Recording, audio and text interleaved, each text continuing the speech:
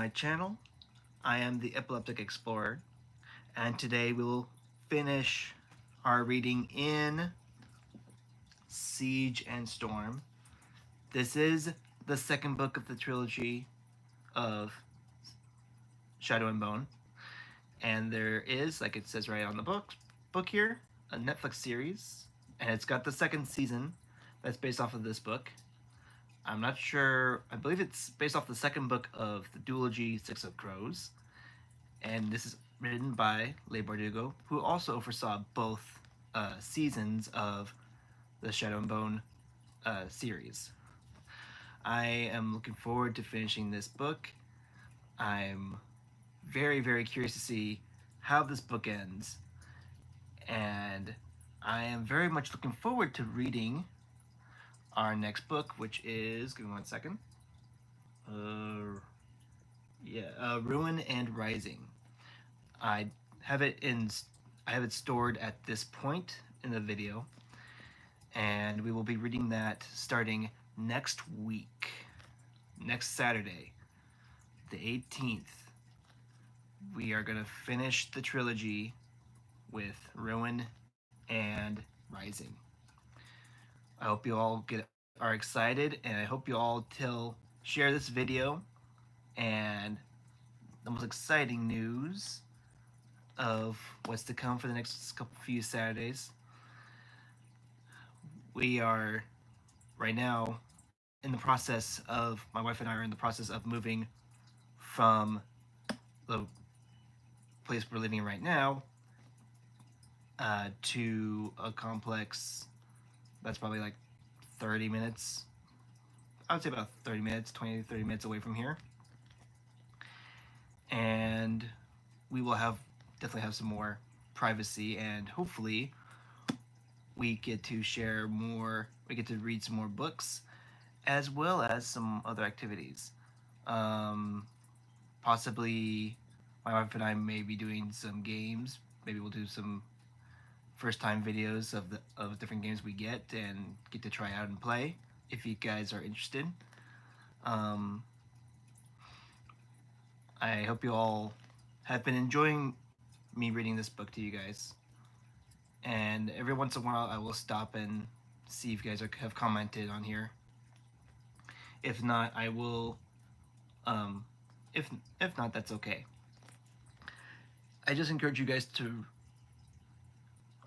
share this with your friends, and hopefully subscribe to my channel, because it gives me encouragement knowing that those of you are wanting more from me reading the books. But yeah, I'm excited. So without further ado, let us read Siege and Storm. There we go. Chapter 22. Maul avoided me all afternoon, so I was surprised when he showed up with Tamar to escort me to Nikolai's birthday dinner. I'd assumed he'd get Tolia to take his place. Maybe he was making amends for missing his previous shift. I'd given serious thought to not attending the dinner myself, but there didn't seem to be much point. I couldn't think of a likely excuse, and my absence would just offend the king and queen. I dressed in a light kefta made of shimmering panels of sheer gold silk. The bodice was set with sapphires of deep summoner's blue that matched jewels in my hair. Maul's eyes flickered over me as I entered the common room, and it occurred to me that the colors would have suited Zoya better. Then I had to wonder at myself. Gorgeous as she might be, Zoya wasn't the problem. Maul was leaving, and I was letting him go. There was no one else to blame for the rift between us.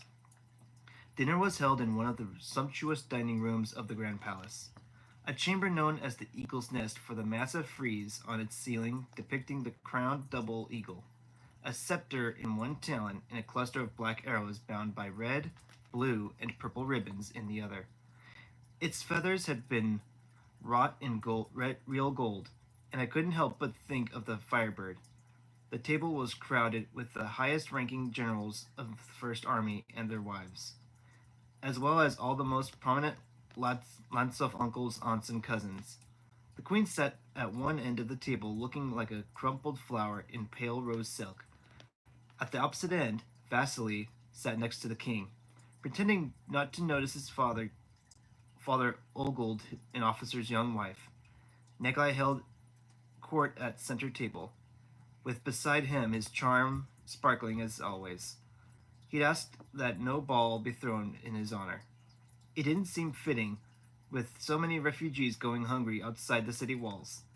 But it was Bilyanok, and the king and queen didn't seem able to restrain themselves. The meal consisted of 13 courses, included a whole suckling pig and a life-size guillotine mold cast in the shape of a fawn. When the time came for gifts, Nikolai's father presented him with an enormous egg glazed in pale blue. It opened to reveal an exquisite miniature ship set on a Lapis sea. Sturmhund's red dog banner flew from the ship's mast, and its little cannon fired with a pop that released the tiniest puff of white smoke. Throughout the meal, I listened to the conversation with one ear while I studied Maul. The king's guards were placed at intervals along each wall.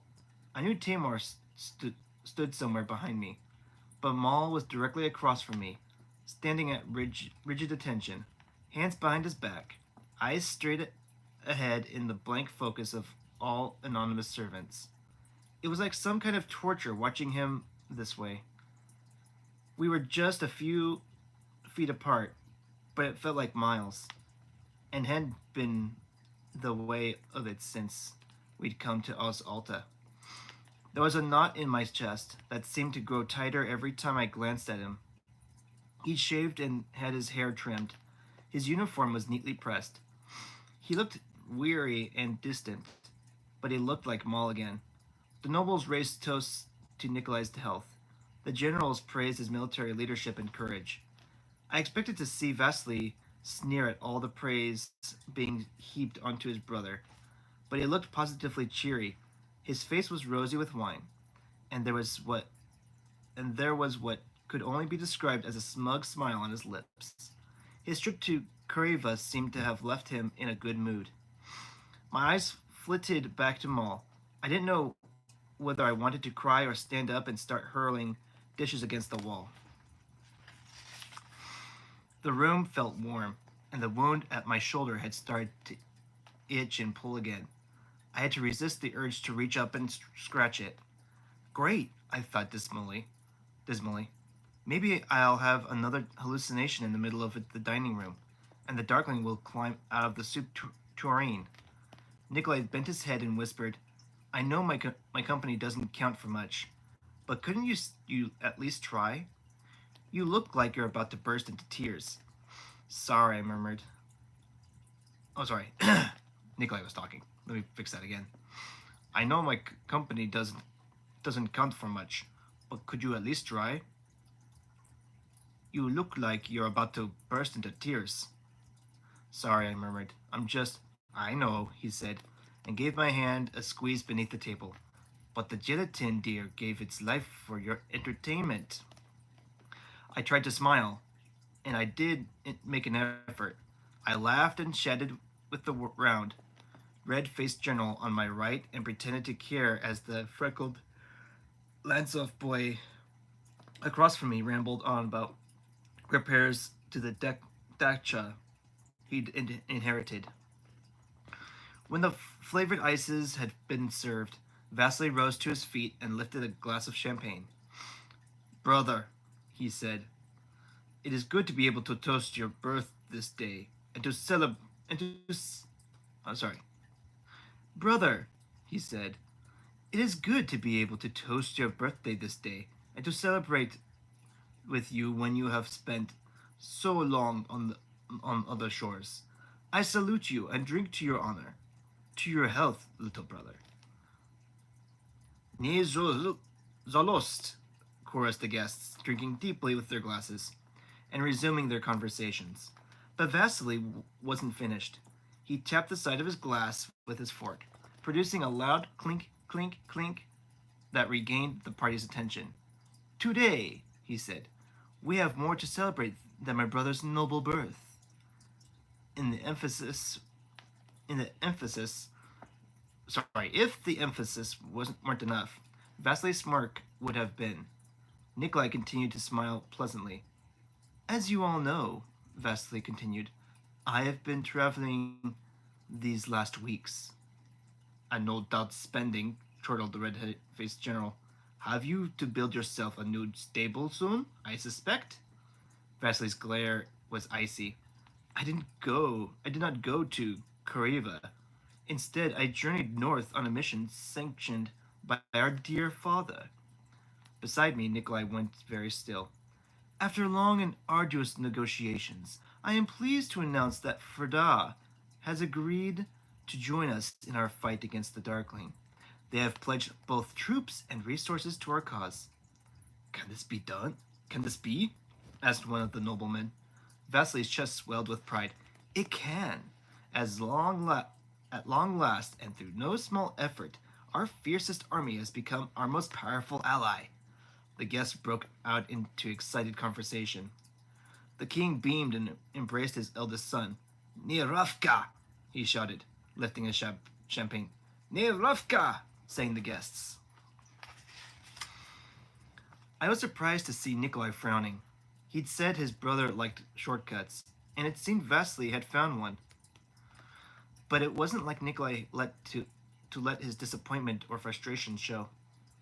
An extraordinary achievement, brother. I salute you, Nikolai said, lifting his glass.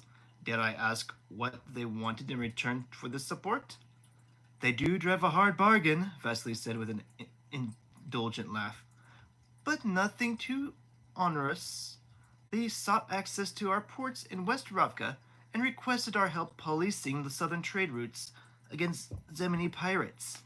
I imagine you'll be of some assistance with that, brother, he said with another warm chuckle. They wanted a few of the northern lodging roads reopened, and once the Darkling is defeated, they expect the cooperation of the Sun Summoner in our joint efforts to push back the fold. He grinned broadly at me. I bridled a little at his presumption, but it was an obvious and reasonable request, and even the leader of the Second Army was a subject of the king. I gave what I hoped was a dignified nod. Which roads? Asked Nikolai. Vasily waved his hand dismissively.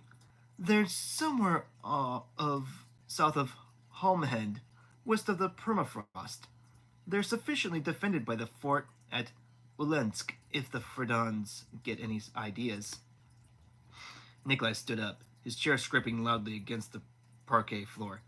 When did you lift the blockades? How long have the roads been open? Vasily shrugged. What difference? How long? The wound at my shoulder throbbed. A little over a week, Vasily said. Surely you're not concerned that the Fredons intend to march on us from Ulensk? The rivers won't freeze for months, and until then, did you ever stop to consider why they might concern themselves with a logging route? Vasily gave it this disinterested wave. I assume because they're in need of timber, he said. Or maybe it's sacred to one of the ridiculous wood sprites.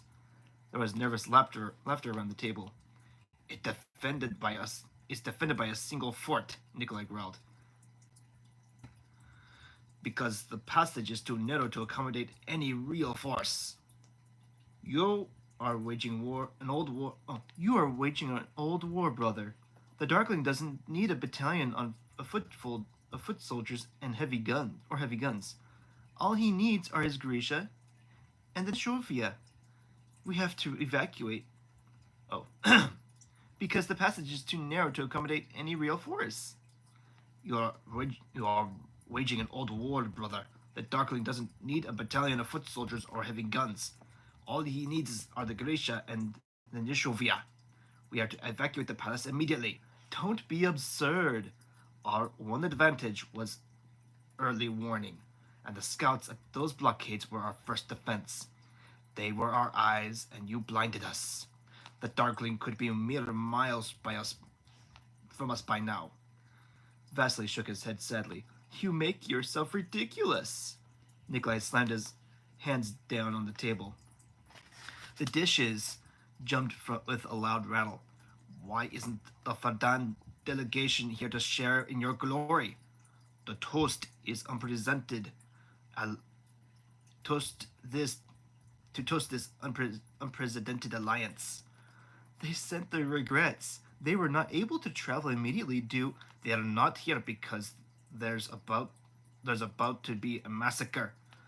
Their pact is with the Darkling. All of our intelligence puts him in the south with the shoe. You don't think he doesn't have spies? That he doesn't have his own operatives within our network? He laid a trap that any child could recognize, and you walked right into it. Vasily, Vasily's face turned purple. Nikolai, surely, his mother objected. The fork of Olensk is manned by a full regiment, put in one of the generals. You see, said Vasily, this is fear-mongering of the worst kind, and I will not stand for it. A regiment against an army of Nishovia? Everyone at that fort is already dead, said Nikolai, sacrificed to your pride and stupidity. Vasily's hand went to his sword hilt. You overreach, you little child, the queen gasped. Nikolai released a harsh laugh. Yes, call me out, brother. A lot of good it will do. Look around at this table, he said. Every general, every nobleman of high rank, most of the Lantsov line, and the Sun Summoner, all in one place, on one night. A number of faces at the table were suddenly pale. Perhaps, said the freckled-faced boy across from me, we should consider... No, said Vasily, his lip trembling. This is his own petty jealousy. He cannot stand to see me succeed. The warning bells began to ring. Distant at first, down near the city walls, one and then another, joining each other in a rising chorus of alarm that echoed up the streets of Os Alta, to the upper town, and over the walls of the Grand Palace. You've handed him vodka, said Nikolai. The guests rose, pushing back from the table in a gabble of panic. Maul was at my side immediately, his saber already drawn. We have to get to the little palace, I said, thinking of the myriad dishes mounted on the roof. Where's Tamar? The windows exploded. Glass rained down on us. I threw up my hands to shield my face, and the guests screamed, huddling against each other. The Nishovia swarmed into the room on wings of molten shadow, filling the air with the whirring buzz of insects.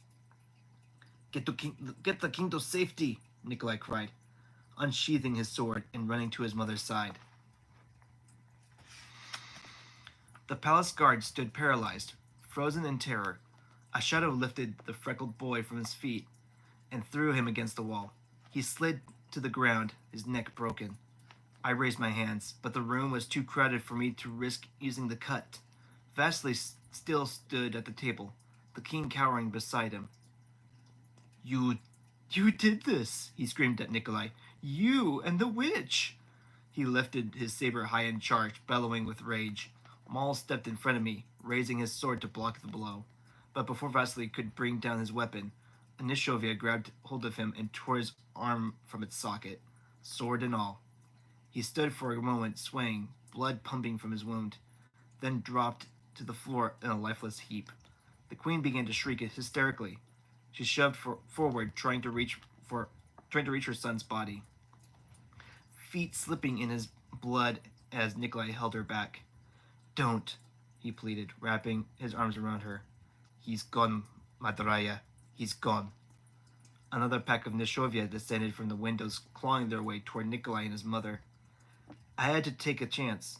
I brought the light down in two blazing arcs, cutting through one monster after another, barely missing one of the generals who crouched cowering on the floor. People were screaming and weeping as the Nishovia fell upon them. To me, Nikolai shouted, herding his mother and father toward the door, followed with the guards, backing our way into the hall, and ran. The Grand Palace had erupted into chaos. Panicked servants and footmen crowded the corridors, some scrambling for the entrance, others barricading themselves into rooms. I heard the sound of breaking glass, A boom sounded from somewhere outside. Sorry, excuse me. Okay, there we go. Let it be the fabricators, I thought desperately.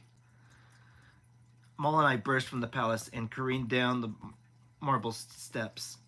A screech of twisting metal rent the air. I looked down the white gravel path in time to see the golden gates of the grand palace, blown off their hinges by a wall of Ithralgi wind. The darklings Grisha streamed onto the grounds in their brightly colored kefta. We pelted down the path toward the little palace. Nikolai and the royal guards trailed behind us, slowed by his frail father. At the entrance of the wooded tunnel, the king bent double, wheezing badly as the queen wept and held tight to his arm. I have to get them to the Kingfisher, said Nikolai. Take the long way around, I said. The Darkling will be headed to the little palace first. He'll be coming for me. Alina, if he captures you, go, I said. Save them. Save Bagra. I won't leave the Grisha. I'll get them out and come back. I promise. On your word, as a cutthroat and a pirate? He touched my cheek once, briefly. Privateer. Another explosion rocked the grounds. Let's go, shouted Maul. As we sprinted into the tunnel, I glanced back and saw Nikolai silhouetted against the purple twilight. I wondered if I'd ever see him again. The wound at my shoulder burned and throbbed, driving me faster as we raced along the path. My mind was reeling. If they had a chance to seal themselves in the main hall, if they had time to man the guns on the roof, if I can just reach the dishes, all of our plans undone by Vasily's arrogance. I burst into the open, and my slippered feet sent gravel flying as I skidded to a halt. I don't know if it was momentum or the sight before me that drove me to my knees. The little palace was wreathed in seething shadows. They clinked and whirred as they skittered over the walls and swooped down on the roof, where there were bodies lying on the steps, bodies crumpled on the ground. The front doors were wide open. The path in front of the steps was littered with shards of broken mirror. Lying on its side was the shattered hulk of one of David's dishes. A girl's body crushed beneath it, her goggles askew. Paja. Two Nishovia crouched before the dish, gazing at their broken reflections. I released a howl of pure rage and sent a fiery swath of light burning through both of them. I fractured it fractured along the edges of the dish as the Nishovia disappeared. I heard the rattle of gunfire from up on the roof. Someone was still alive. Someone was still fighting, and there was one dish left. It wasn't much, but it was all we had. This way, Maul said Maul. We tore across the lawn and in through the door that led into the Darkling's chambers. At the base of the stairs, a Nishovia came shrieking at us from a doorway, knocking me off my feet. Maul slashed at it with his saber. It wavered, then reformed. Get back, I yelled. He ducked, and I sent the cut slicing through the shadow soldier. I took the stairs two at a time, my heart pounding, Maul close on my heels. The air was thick with the smell of blood and the bone-shaking clatter of gunfire. As we emerged onto the roof, I heard someone shout, Away! We just had time to duck before the Granatki exploded high above us, searing our eyelids with light and leaving our ears ringing. Corporal Key manned Nikolai's guns, sending torrents of bullets into the mass of shadows as fabricators fed them ammunition. The remaining dish was surrounded by armed Grisha, struggling to keep the Nishovia at bay. David was there, clinging awkwardly to a rifle and trying to hold his ground. I threw the light high in a blazing whip crack that split the sky overhead and brought us a few precious seconds. David! David gave two hard blasts on the whistle around his neck. Nadia dropped her goggles, and the Durist manning the dish moved into position. I didn't wait. I lifted my hands and sent light streaming at the dish. The whistle blew. The dish tilted. A single pure beam of light blasted from the mirrored surface. Even without the second dish, it skewered the sky, slashing through the Nishovia as they burned away to nothing. The beam swept the air in a gleaming arc, dissolving black bodies before it, thinning the horde until we could see the deep Belianok twilight. A cheer went up from the Grisha at the first sight of stars, and then a sliver of hope pierced my terror. Then the Nishovia broke through. It dodged the beam and hurled itself at the dish, rocking it on its moorings. Maul was on the creature in an instant, slashing and cutting. A group of Grisha tried to seize its muscled legs, but the thing shifted and skittered away from them. Then the Nishovia were descending from all sides. I saw one slip past the beam and dive straight into the back of the dish. The mirror rocked forward. The light faltered, then winked out. Nadia! I screamed. She and the Duras leapt from the dish just in time. It toppled on its side with a tremendous crash of breaking glass as the Nishovia renewed their attack. I threw an arc after arc of light. I threw out arc after arc of light. Get to the hall, I cried. Seal the doors. The Grisha ran, but they were not fast enough. I heard a shout and saw the brief flash of Fedor's face as he was lifted from his feet and tossed from the roof. I laid down a bright shower of cover, but the Nishovia just kept coming. If only we'd had both dishes.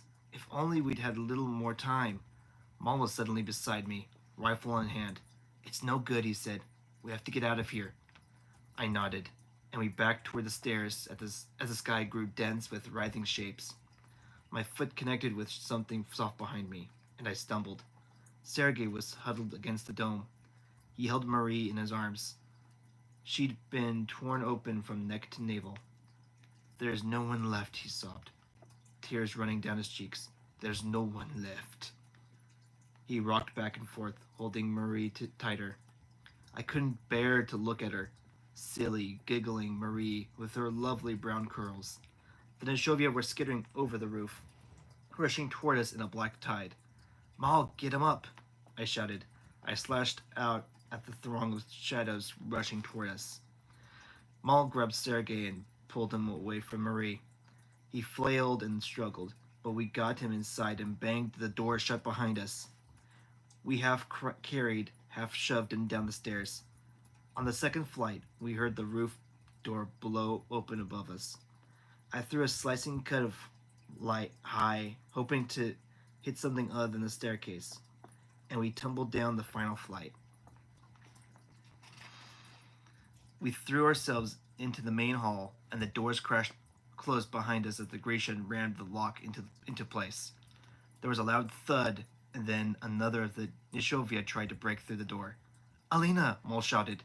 I turned and saw that the other doors were sealed, but there was still Nishovia inside. Zoya and Nadia's brother were backed against the wall, using squalor winds to heave tables and chairs and broken bits of furniture at an oncoming pack of shadow soldiers.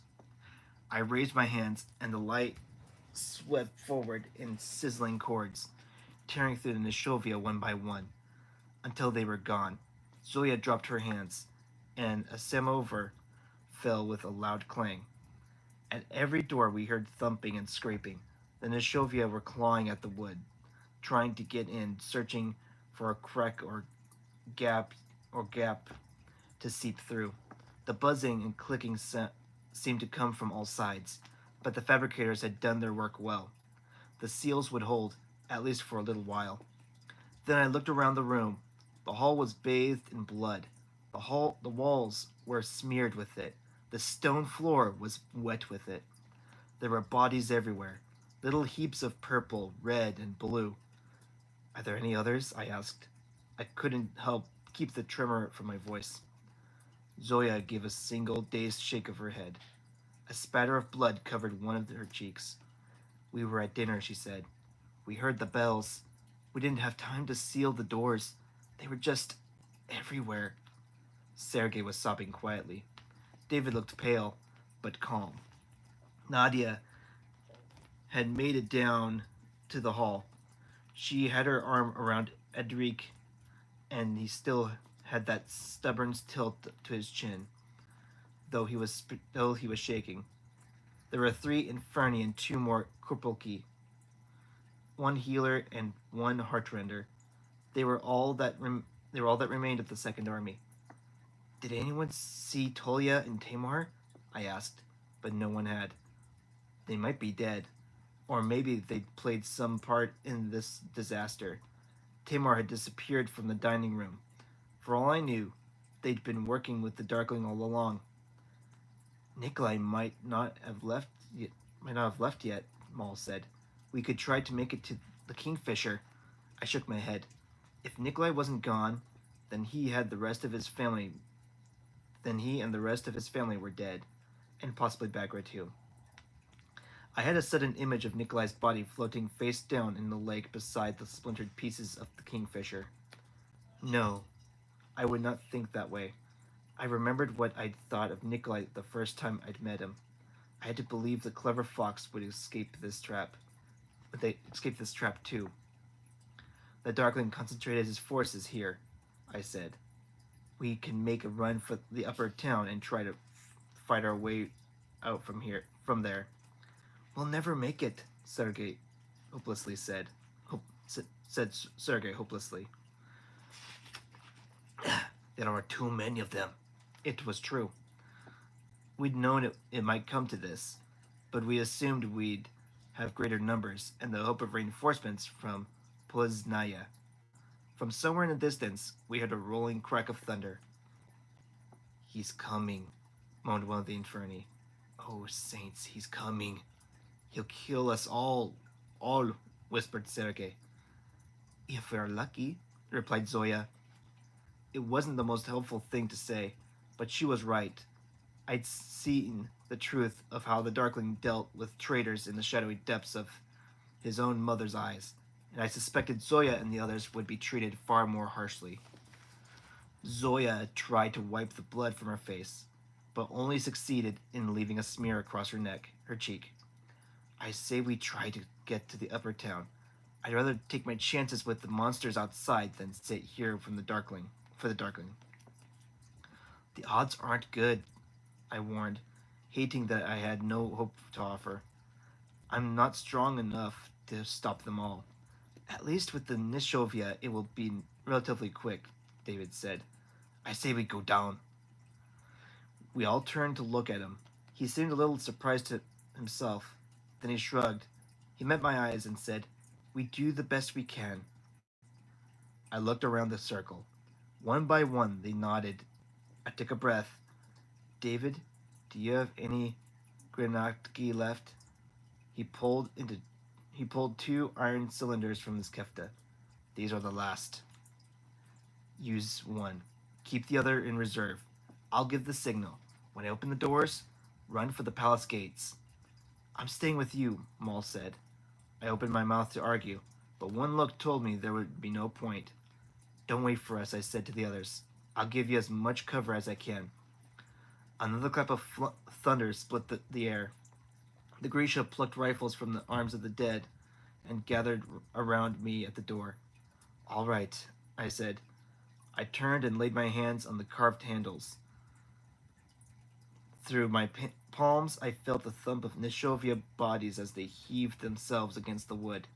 My wound gave a searing throb. I nodded to Zoya. The lock snicked back. I threw the door open and shouted, Now! David lobbed in the flash bomb into the twilight as Zoya swooped her arms through the air, lofting the cylinder higher on a squalid draft. Get me down, David yelled. We turned toward the shelter of the hall, eyes squeezed shut, hands thrown over our heads, bracing for the explosion.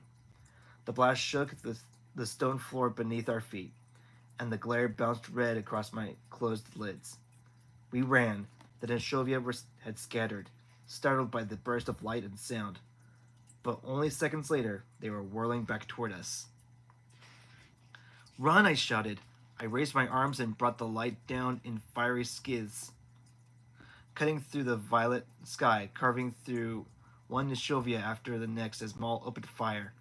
The Grisha ran for the wooded tunnel.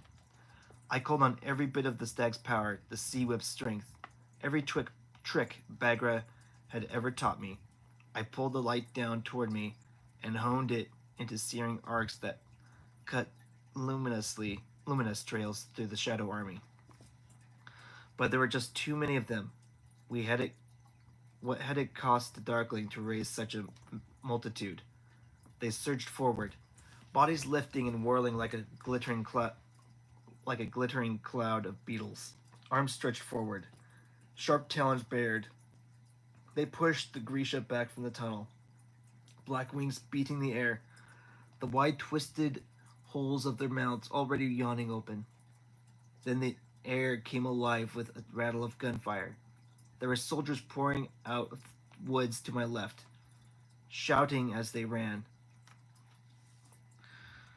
The war cry that issued from their lips raised the hair on my arms. Sancta Alina! They hurtled toward the Nishovia, drawing swords and sabers, slashing out at the monsters with terrifying ferocity. Some were dressed as farmers, some wore ragged First Army uniforms, but each of them bore identical tattoos. My sunburst wrought, wrought in ink over the sides of their faces. Only two were unmarked. Tolia and Tamar led the charge, eyes wild, blades flashing, roaring my name. That is the end of chapter 22. We have one more chapter, and it's another lengthy chapter 2. We have one more chapter, and then we have what's called the After, which is not very long at all. So we got two more. I'm going to take a quick look and see how we doing on the comments. And all right, I don't see much here. All right, it's okay. Excuse me. So yeah, hope you all are enjoying this book. I'm just kind of watching and seeing. Nothing there. Okay, perfect. Alrighty. Well, let's go ahead and continue the next chapter. This is getting intense, guys. If you thought that chapter was intense, I'm wondering what this chapter holds. And I'm wondering where the Darkling is. Because he has yet to appear in the book here. Well, not the book, but in the last chapter. I really do hope that they see the Darkling and that Alina fights the Darkling in this next chapter. Because that would be an exciting fight to see. But I'm not holding my breath because we do have one more book. So we will see what happens in chapter 23 of Siege and Storm. The Sun soldiers plunged into the shadow horde, cutting and thrusting, pushing Nishovia back as the riflemen fired again and again. But despite their ferocity, they were only human, flesh and steel pitted against living shadow. One by one, the Nishovia began to pick them off. Make for the chapel, Tamar shouted. The chapel? Did she plan to throw hymnals at the Darkling? We'll be trapped, cried Sergei, running toward me. We're already trapped, Malt replied, slinging his rifle onto his back and grabbing my arm. Let's go. I didn't know what to think, but we were out of options. David, I yelled back. The second bomb. He flung it toward the Nishovia. His aim was wild, but Zoya was there to help it along. We drove into the woods, the Sun soldiers bringing up the rear. The blast tore through the trees in a gust of white light. Lamps had been lit in the chapel, and the door stood open. We burst inside, the echoes from our footfalls bouncing up over the pews and off the glazed blue dome. Where do we go? Sergei cried in panic. Already we could hear the whirring, clicking hum from outside. Tolia slammed the chapel door shut, dropping a heavy wooden bolt into place. The Sun soldiers took up positions by the windows, rifles in hand. Tamar hurtled over a pew, and shot past me up the aisle. Come on! I watched her in confusion. Just where were we supposed to go? She tore past the altar and grasped one gilded wood corner of the triptych. Tick, tick. I gaped as the water damaged panel swung open, revealing the dark mouth of a passageway. This was how the Sun soldiers had gotten onto the grounds, and how the apparat had escaped from the Grand Palace. Where does it go? Asked David. Does it matter? Zoya shot back. The building shook as a loud crack of thunder split the air. The chapel door blew to pieces. Toya was thrown backward, and the darkness flooded through. The darkling came borne on a tide of shadow, held aloft by monsters who set his feet upon the chapel floor with infinite care. Fire! Tamar shouted. Shots rang out. The Nishovia writhed and whirled around the darkling, shifting and reforming as the bullets struck their bodies, one taking the place of another in a seamless tide of shadow. He didn't even break stride. The Nishovia were streaming through the chapel door. Toya was already on his feet and rushing to my side with pistols drawn. Tamar and Mal flanked me, and the Grisha arrayed behind us. I raised my hands, summoning the light, bracing for the onslaught. Stand still, Anina, said the Darkling. His cool voice echoed through the chapel, cutting through the noise and chaos. Stand down, and I will spare them. In answer, Tamar scraped one axe blade over the other, raising a horrible shriek of metal on metal. The Sun soldiers lifted their rifles, and I heard the sound of flint being struck. Look around, Alina, said the Darkling. You cannot win. You can only watch them die. Come to me now, and I will do them no harm. Not your zealot soldiers, not even the Grisha traitors. I took in the nightmare of the chapel. The Nishovia swarmed above us, crowded up against the inside of the dome. They clustered around the Darkling in a dense cloud of bodies and wings. Through the windows I could see more, hovering in the twilight sky. The Sun soldiers' faces were determined, but their ranks had been badly thinned. One of them had pimples on his chin. Beneath his tattoo, he didn't look much older than 12. They needed a miracle from their saint. One I couldn't perform. Toya cocked the triggers of his pistol. Hold, I said. Alina, Tamar whispered. We can still get you out. Hold, I repeated. The Sun soldiers lowered their rifles. Tamar brought her axes to her hips but kept her grip tight.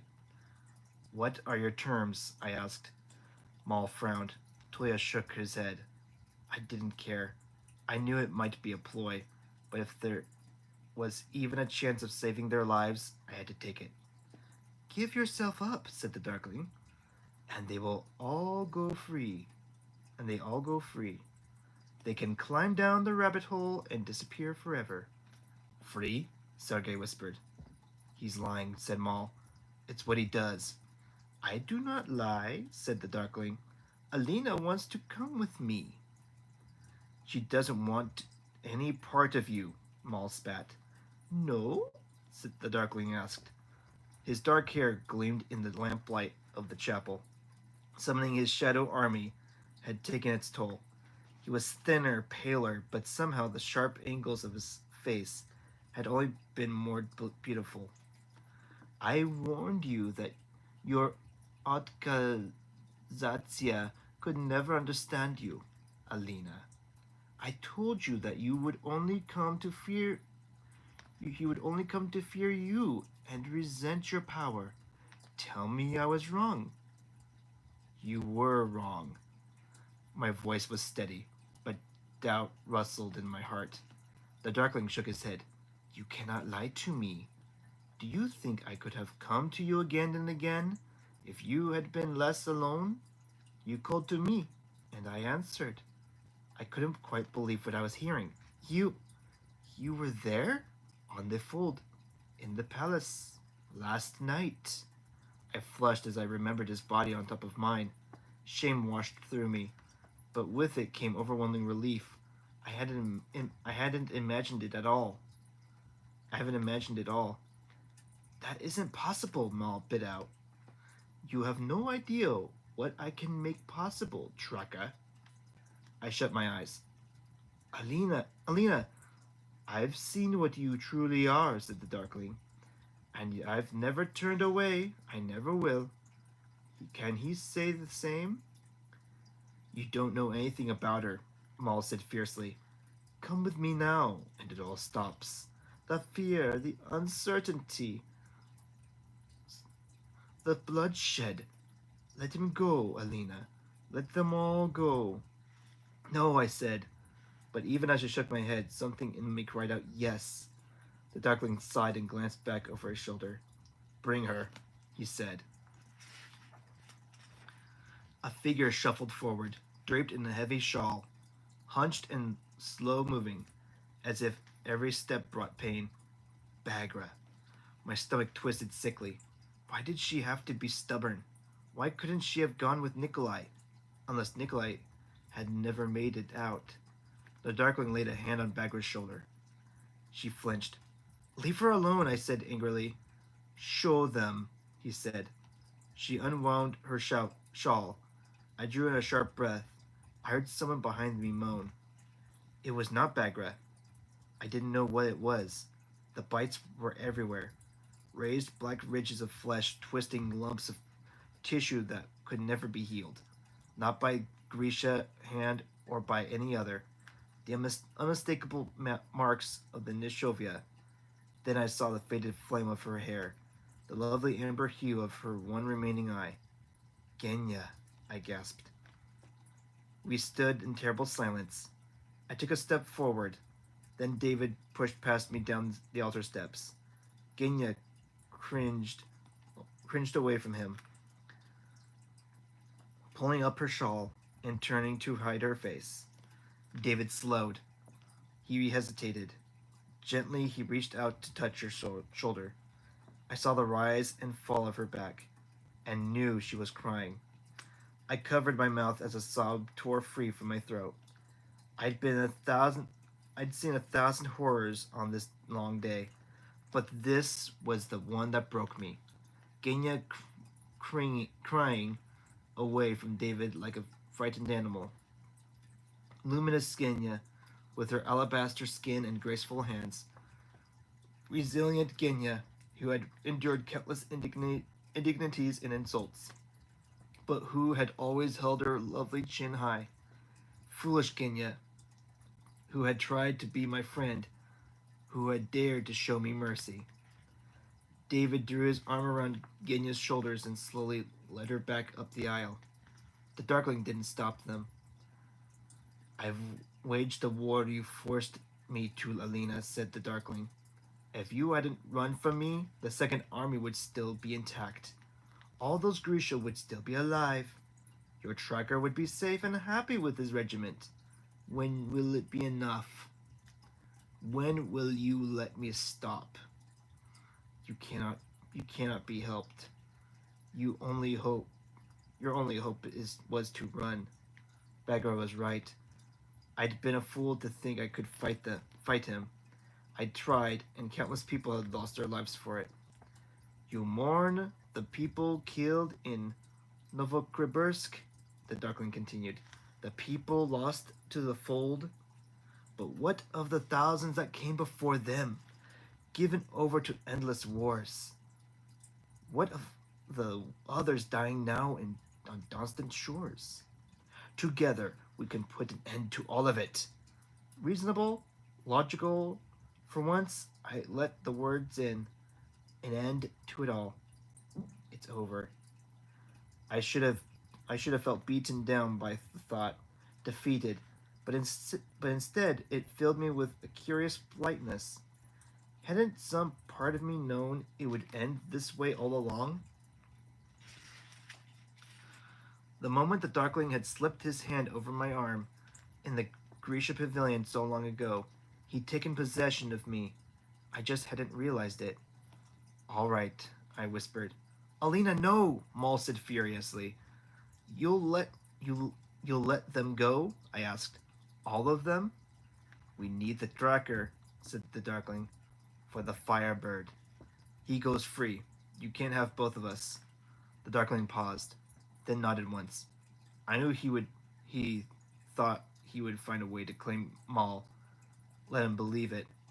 I would never let it happen. I'm not going anywhere, Maul said through clenched teeth. I turned to Talia and Tamar. Take him from here, even if you have to carry him. Alina, we won't go, said Tamar. We are sworn. You will. Talia shook his huge head. We pledged our lives to you, all of us. I turned to face them. Then do as I command, I said. Toya Yul Betar, Timar Kur Betar. You will take these people from here to safety. I summoned the light, letting it blaze in a glorious halo around me. A cheap trick, but a good one. Nikolai would have been proud. Do not fail me. Tamar had tears in her eyes, but she and her brother bowed their heads. Maul hooked an arm and turned around roughly. What are you doing? I want this. I need it. Sacrifice or selfishness. It didn't matter anymore. I don't believe you. I can't run from what I am, Maul. From what I'm becoming. I can't bring the Alina you knew back, but I can set you free. You can't. You can't choose him. There isn't any choice to make. This is what was meant to be. It was true. I felt it in the collar, in the weight of the fetter. For the first time in weeks, I felt strong. He shook his head. This is all wrong. The look on his face almost undid me.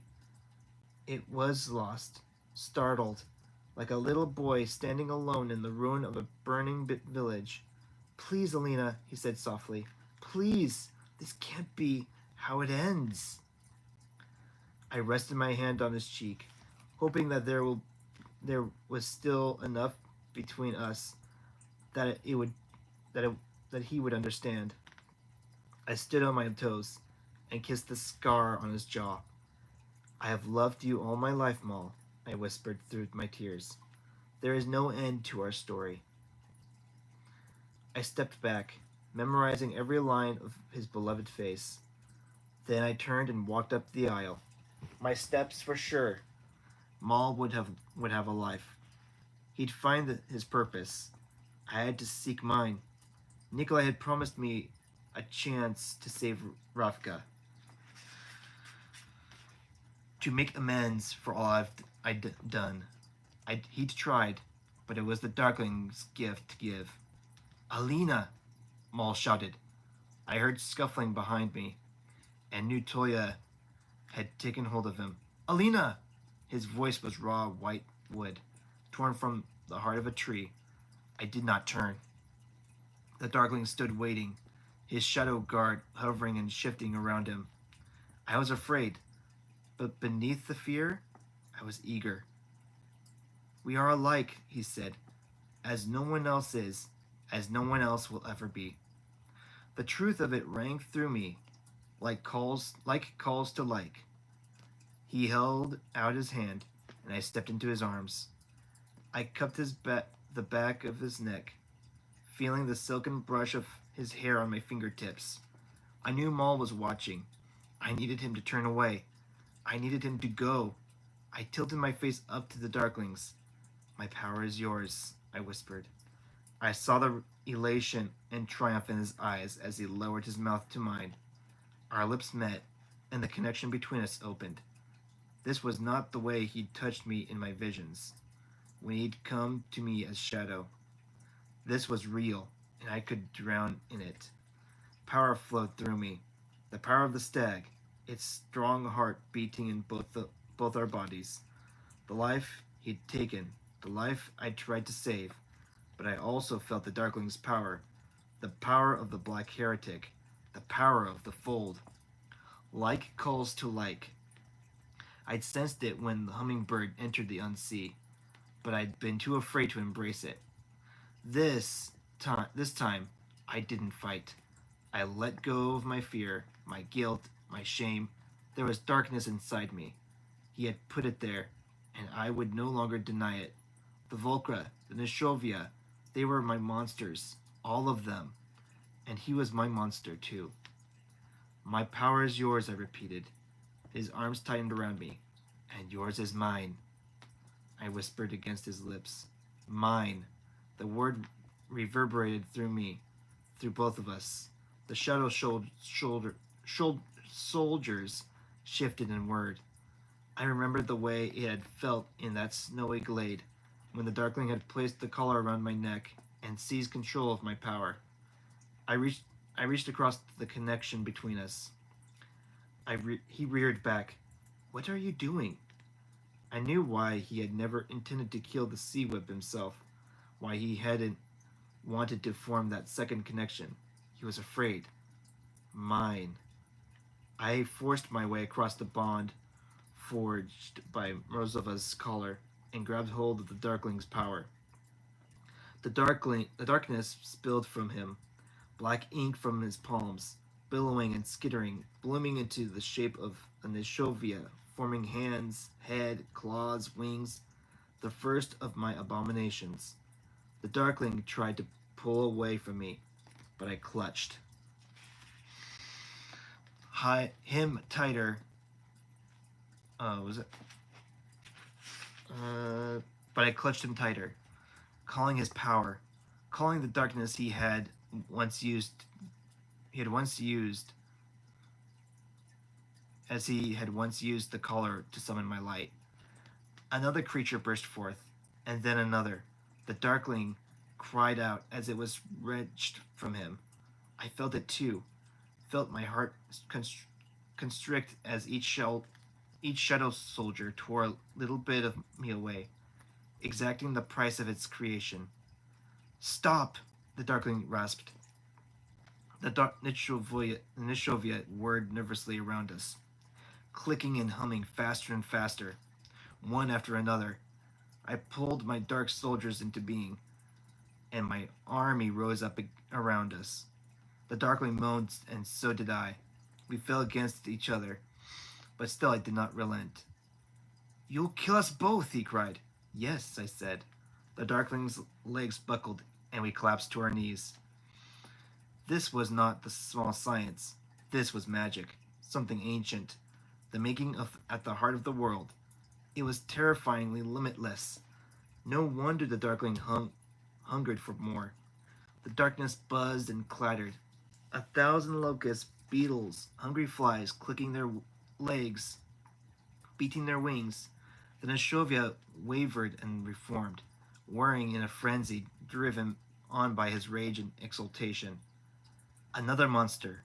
Another. Blood was pouring from the Darkling's nose.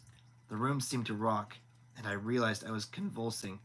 I was dying, bit by bit, with every monster that wrenched itself free.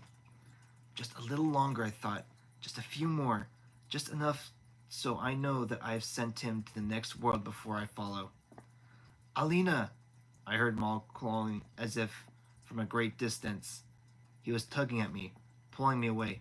No, I shouted. Let me end this. Alina! Maul seized my wrist, and a shock passed through me. Through the haze of blood and shadow, I glimpsed something beautiful, as if through a golden door. He wrenched me away from the Darkling, but not before I called out to my children in one final exhortation. Bring it down. The Darkling slumped to the ground. The monsters rose in a whirling black column around him, then crashed against the walls of the chapel, shaking the little building to its very foundations. Maul had me in his arms, and was running up the aisle. The Nishovia were hurling themselves against the chapel walls. Slabs of plaster crashed to the floor. The blue dome swayed as its supports began to give way. Maul Maul leapt past the altar and plunged into the passage. The smell of wet earth and mold filled my nostrils, mingling with the sweet incense scent of the chapel. He ran, racing against the disaster I'd unleashed. A boom sounded from somewhere far behind us as the chapel collapsed. The impact roared through the passageway. A cloud of dirt and debris struck us with the force of an oncoming wave. Maul flew forward. I tumbled from his arms, and the world came down around us.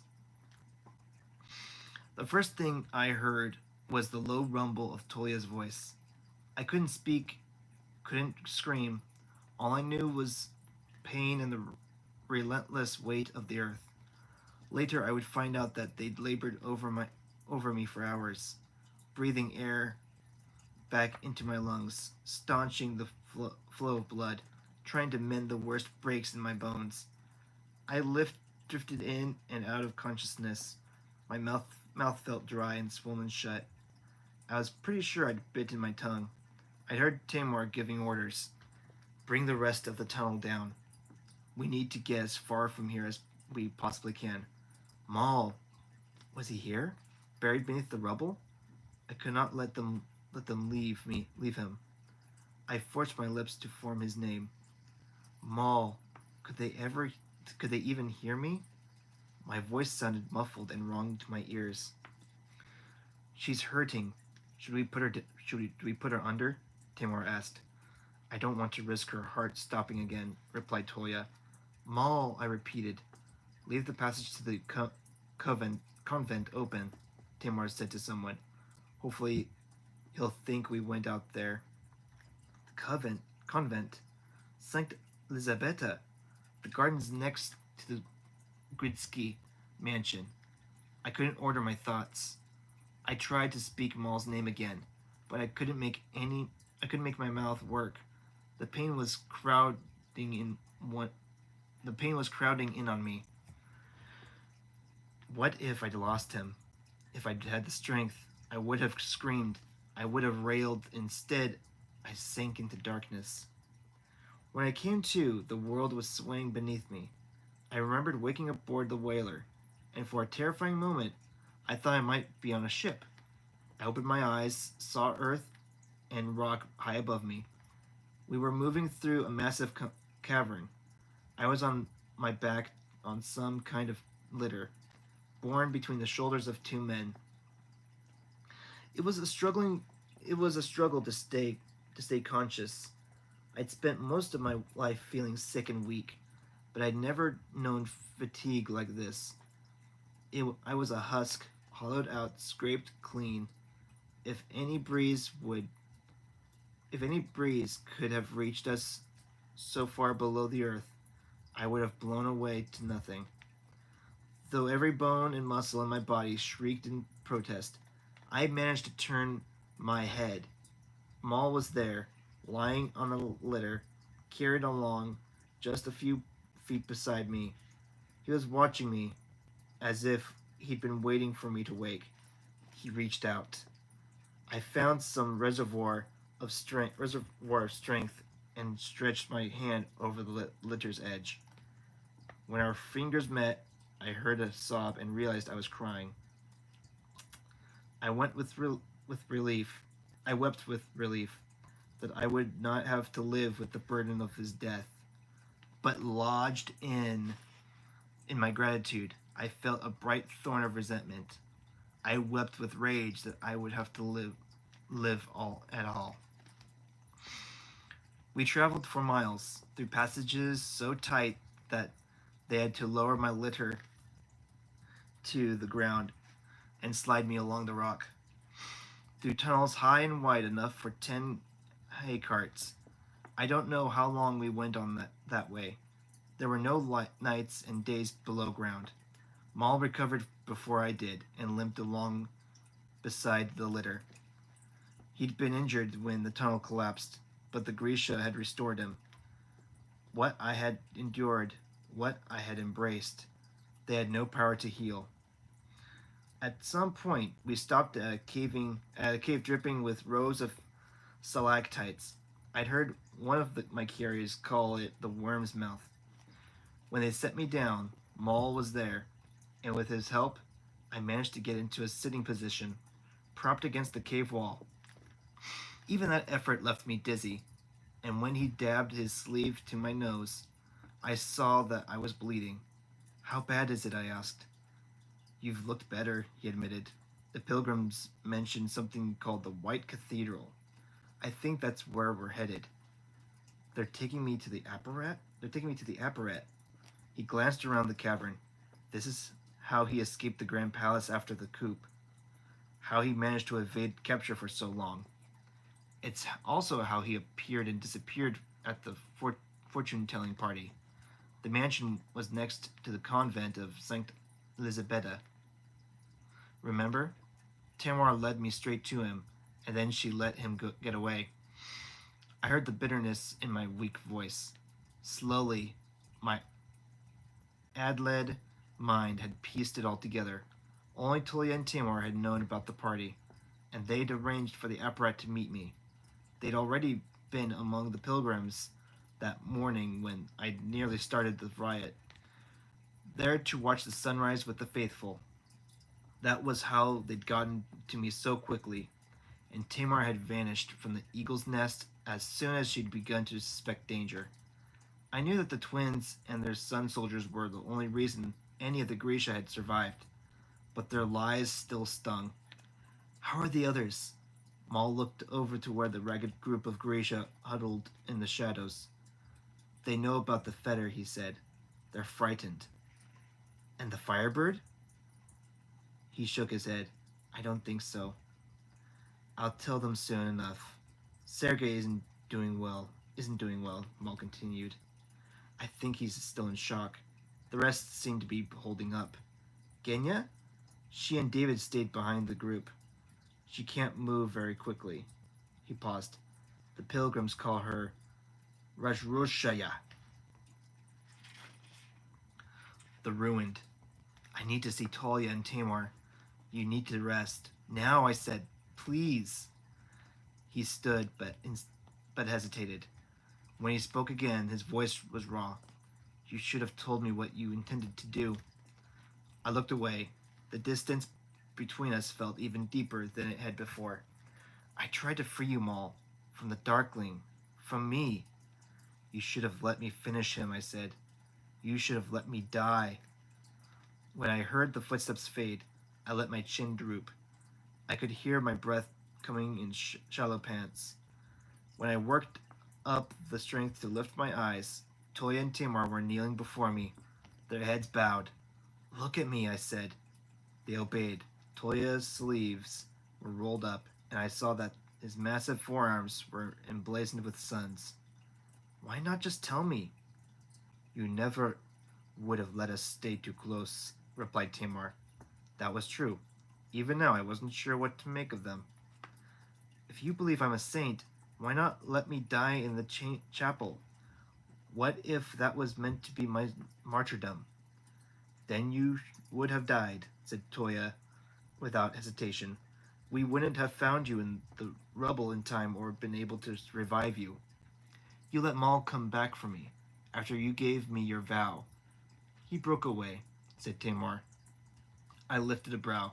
The day Maul could break Toya's hold was indeed a day of miracles. Toya had hung his head and heaved his huge shoulders. Forgive me, he said. I couldn't be the one to keep him from you. I sighed. Some holy warrior. Do you serve me? Yes, they said in unison. Not the priest? We serve you, said Toya, his voice a fierce rumble. We'll see, I murmured, and waved them away. They rose to go, but I called them back. Some of the pilgrims have taken to calling Genya Rajrushya. Warn them once. If they speak that word again, cut out their tongues. They didn't blink, didn't flinch. They made their bows and were gone. Oh, I think we're almost done with the chapter. Yeah, we're almost done here. The White Cathedral was a cavern of alabaster quartz, so vast it might have held a city in its glowing ivory depths. Its walls were damp and bloomed with mushrooms and salt lilies, toadstools shaped like stars. It was buried deep beneath Ravka, somewhere north of the capital. I wanted to meet the priest standing, so I held tight to Mole's arm as we were brought before him, trying to hide the effort it took just to stay upright and the way my body shook. Sankt Alina, the apparatus said, you are come to us at last. Then he fell to his knees. In his tattered brown robes, he kissed my hand, my hem. He called out the faithful, thousands of them gathered in the belly of the cavern. When he spoke, the very air seemed to tremble. We will rise to make a new Ravka, he roared. We will rise to make a new Ravka, he roared. A country free from tyrants and kings. We will spill from the earth and drive the shadows back in a tide of righteousness. Below us, the pilgrims chanted, Sancta Alina. There were rooms carved into the rock, chambers that glowed ivory and glittered with thin veins of silver. Maul helped me to my quarters, made me eat a few bites of sweet pea porridge, and brought me a pitcher of fresh water to fill the basin. A mirror had been set directly into the stone, and when I glimpsed myself, I let out a little cry. The heavy pitcher shattered on the floor. My skin was pale, stretched tight over jutting bones. My eyes were bruised hollows. My hair had gone completely white, a fall of brittle snow. I touched my fingertips to the glass. Maul's gaze met mine in the reflection. I should have warned you, he said. I look like a monster. More like a kitka. Wood sprites eat children. Only when they're hungry, he said. I tried to smile. Told I tried to smile, to hold tight to his glimmer of warmth between us. But I noticed how far from me he stood, arms at his back, like a guard at attention. He mistook the sheen of tears in my eyes. It will get better, he said, once you use your power. Of course, I replied, turning away from the mirror, feeling exhaustion and pain settle into my bones. I hesitated, then cast a meaningful glance at the men the apparat had stationed at the door to the chamber. Maul stepped closer. I wanted to press my cheek to his chest, feel his arms around me, listen to the steady, human beat of his heart. I didn't. Instead, I spoke low, barely moving my lips. I've tried, I whispered. Something's wrong. He frowned. You can't summon? He asked hesitantly. Was there fear in his voice? Hope? Concern? I couldn't tell. All I could sense in him was caution. I'm too weak. We're too far below ground. I don't know. I watched his face, remembering the argument we'd had in the birchwood grove, when he asked if I would give up being Grisha. Never, I'd said. Never. Hopelessness crowded in on me, dense and black, heavy like the press of soil. I didn't want to say the words, didn't want to give voice to the fear I'd carried with me through the long, dark miles beneath the earth. But I forced myself to speak it. The light won't come. Maul. The light won't come, Maul. My power is gone. That is the end of chapter 23. And now we're on the after. Let me take a quick look again just to see how we're doing. Nothing so far.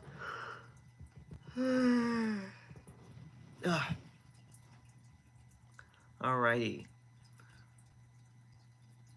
Looks good so far.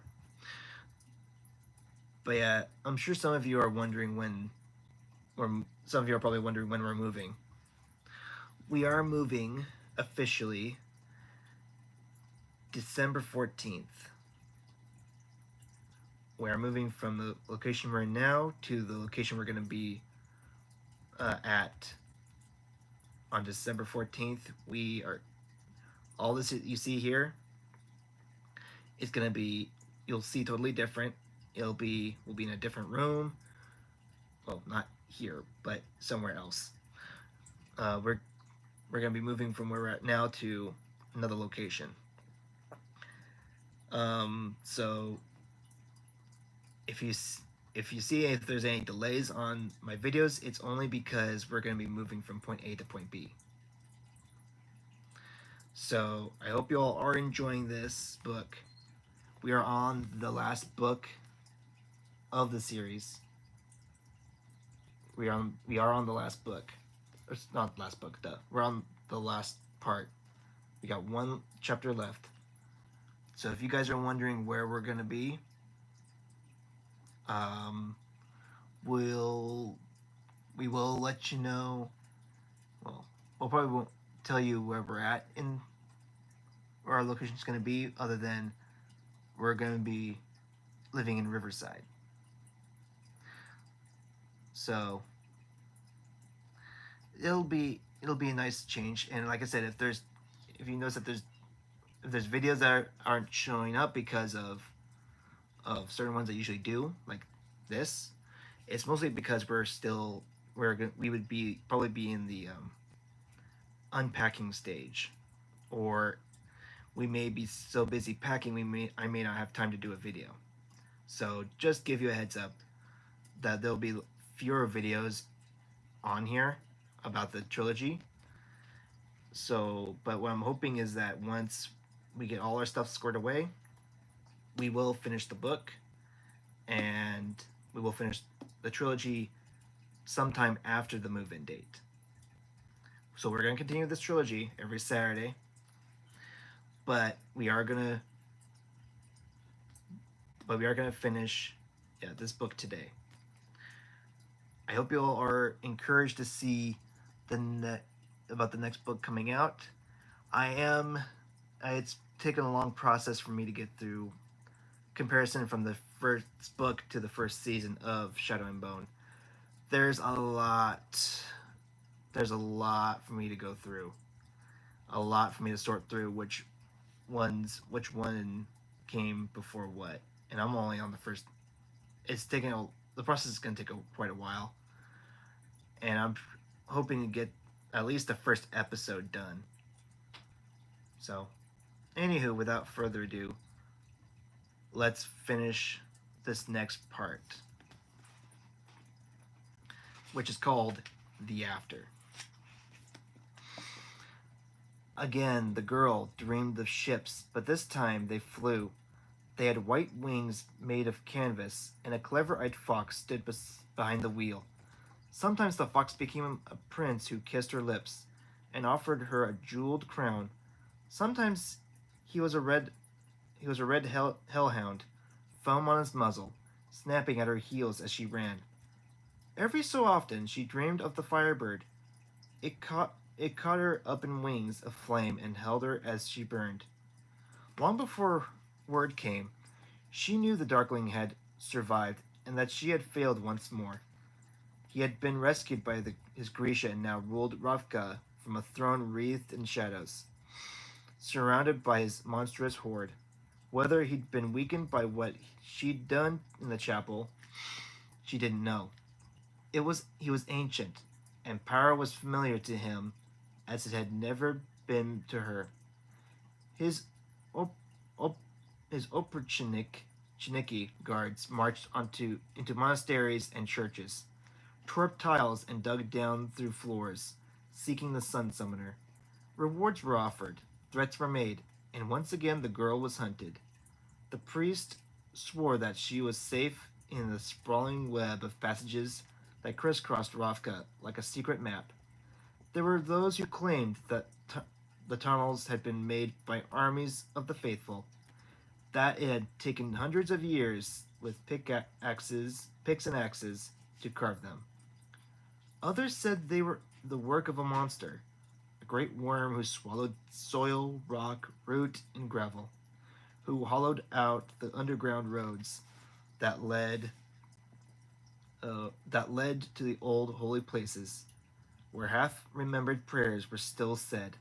The girl only knew that no place would keep them safe for long. She looked into the faces of her followers, old men, young women, children, soldiers, farmers, convicts. All she saw were corpses, more bodies for the darkling to lay at her feet. The apparat wept, shouting his gratitude that the sun saint still lived, that she had once again been spared. In his wild black gaze, the girl saw a different truth. A dead martyr was less trouble was less trouble than a living saint. A dead martyr was less trouble than a living saint. The prayers of the faithful rose around the boy, and the girl echoing and multiplying beneath the earth, bouncing off the soaring stone walls of the white cathedral. The apparat said it was a holy place, their haven, their sanctuary, their home. The boy shook his head. He knew a cell when he saw one. He was wrong, of course. The girl could tell from the way the apparat watched her struggle to her feet. She heard it in each fragile thump of her heart. This place was no prison. It was a tomb. Sounds familiar. But the girl had spent long years being invisible. She'd already had a ghost's life hidden from the world and from herself. Better than anyone. She knew the power of things long buried. At night she heard the boy pacing outside her room, keeping watch with the golden-eyed twins. She lay quiet in her bed, counting her breaths, stretching toward the surface, seeking the light. She thought of the broken skiff of Novosibirsk, of red names crowding a crooked church wall. She remembered little human heaps slumped beneath the golden dome, Marie's butchered body, Fedor who had once saved her life. She heard the pilgrims' songs and exhortations. She thought of the Volga and Evgenia, huddled in the dark. The girl touched the collar at her neck, the fetter at her wrist. So many men had tried to make her a queen. Now she understood that she was meant for something more. The Darkling had told her he was destined to rule. He had claimed his throne, and a part of her too.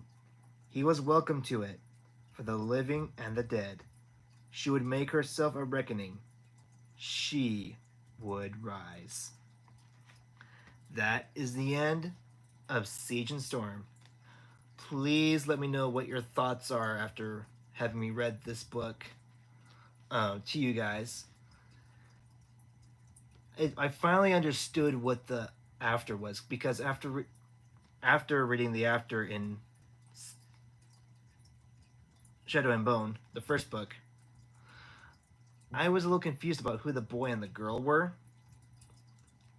But after reading this, it now makes sense that the boy and the girl that they were talking about, the girl was Alina, and the boy was Maul. It now makes total sense what that after is. But yeah, it's, to me, it gets me excited about reading the next book to you guys. If you have any comments about what we just finished reading or your thoughts on this book, please make a comment down below. I'm gonna try to post this as soon as I can today, and yeah, I know it's gonna take a while for this to upload and all that, but I'm excited. I'm excited to read book 3 to you guys. If you guys wouldn't mind, if you are new to my channel, please like and subscribe to my channel. It helps build it. It helps building up my channel, and I'm hoping to do more than just reading books to you guys. I'm hoping to start doing other live feeds. There's a lot of stuff I want to try to do, but with the moving phase right now, we are kind of stuck. But I really hope you guys enjoyed listening to this book. And please comment down below. Press the bell icon for more videos on the channel, and you can always look me up. I am the Epileptic Explorer. And yeah, share my videos so that others can see, and one day may follow. I don't know, but anywho,